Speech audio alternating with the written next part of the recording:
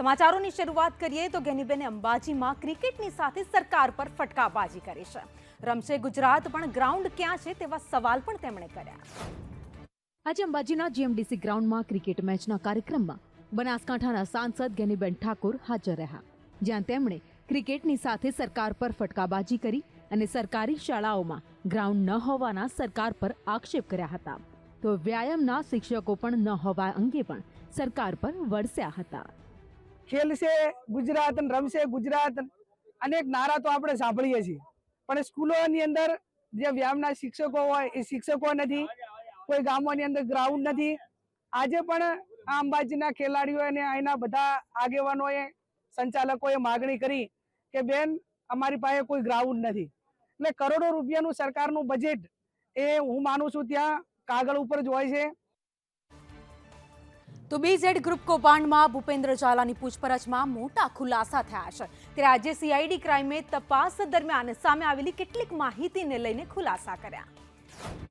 Movable ને immovable property આપણે જો ગણીએ તો લગભગ 101 કરોડ જેટલી મિલકત વસાવેલી છે, અને એ મિલકતમાં ઇમૂવેબલ પ્રોપર્ટી જે છે લગભગ 80 કરોડ જેટલી છે, અને બીજી જે મૂવેબલ છે 20 કરોડ જેટલી છે. અને એમાં એ બધી પ્રોપર્ટી એ તો અમે તપાસ કરી રહ્યા છીએ, પણ એ સિવાય એના કુટુંબીજન જે કે એના નજીકના સગા, એના ફ્રેન્ડ સર્કલ, એ બધાની પ્રોપર્ટી પણ અમે તપાસના અમારા માટે એક અગત્યનો પાસું છે.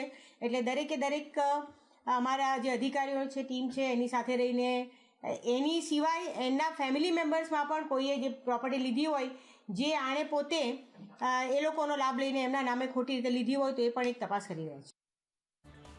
તો અમદાવાદના મણિનગરના ધારાસભ્ય અમૂલ ભટ્ટ અને ભાજપના કાર્યકર્તાઓ વિવાદમાં આવ્યા છે. રાષ્ટ્રીય શોકની વચ્ચે તેમની ઉજવણીમાં કરવા વાળો દ્રશ્ય જે સામે આવ્યા છે તેને લઈને ટોક ઓફ ધ ટાઉન અત્યારે ચર્ચાનો મુદ્દો બની ગયો છે. પૂર્વ વડાપ્રધાન મનમોહન સિંહનું અવસાન થતાં દેશમાં 7 દિવસનો રાષ્ટ્રીય શોક જાહેર કરવામાં આવ્યો છે. આ શોક જાહેર થયા પછી કોઈ સરકારી કાર્યક્રમ કે જાહેર કાર્યક્રમ થઈ શકે નહીં. કેટલાક કિસ્સામાં સામાજિક સંગઠન પણ નૈતિકતાના ધોરણે કાર્યક્રમ બંધ રખાયા છે. આખું કાંકરિયા કાર્નિવલ પણ રદ કરાયું છે. તેવામાં મણિનગરના વોર્ડ પ્રમુખની જાહેરાત થતાં તેની ઉજવણીના દ્રશ્યોએ અનેક તર્ક વિતર્ક સર્જાય છે. આ દ્રશ્યોમાં મણિનગરના ધારાસભ્ય અમૂલ ભટ્ટની હાજરીમાં ફટાકડા અને ઢોલ નગારા વગાડીને નાચ ગાન કરવામાં આવી રહ્યું છે.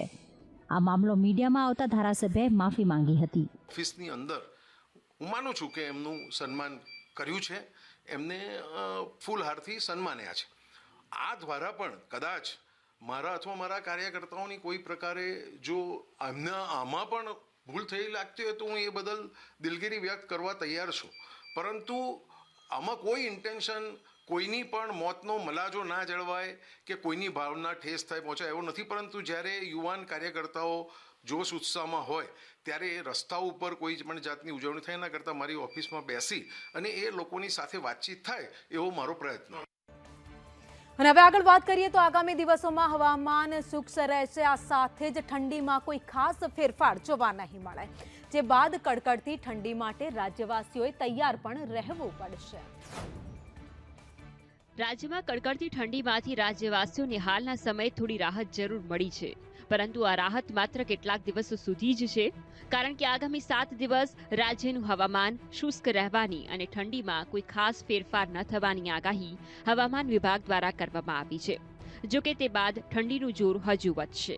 आज का जो फोरकास्ट दिया गया है, अगले आने वाले 7 दिन तक मौसम शुष्क रहेगा और जो पवन का दिशा था उसमें उत्तर पूर्व से पूर्व है, और जो तापमान है लघुत्तम तापमान में ज़्यादातर परिवर्तन नहीं है, उनका पूर्वानुमान दिया गया है. जो अहमदाबाद का लघुत्तम तापमान रिकॉर्ड हुआ है वो 13.7 डिग्री सेंटीग्रेड, जो कल से -1.3 डिग्री सेंटीग्रेड डाउन हुआ है. और अहमदाबाद और नियर बाई एरिया के लिए जो फोरकास्ट दिया गया है इसमें क्लियर स्काई रहेगा और लघुत्तम जो तापमान है 14 डिग्री सेंटीग्रेड के आसपास रहेगा. और गुजरात रीजन सबसे कम जो लघुत्तम तापमान रिकॉर्ड हुआ है वो नालिया में है 6.5 डिग्री सेंटीग्रेड.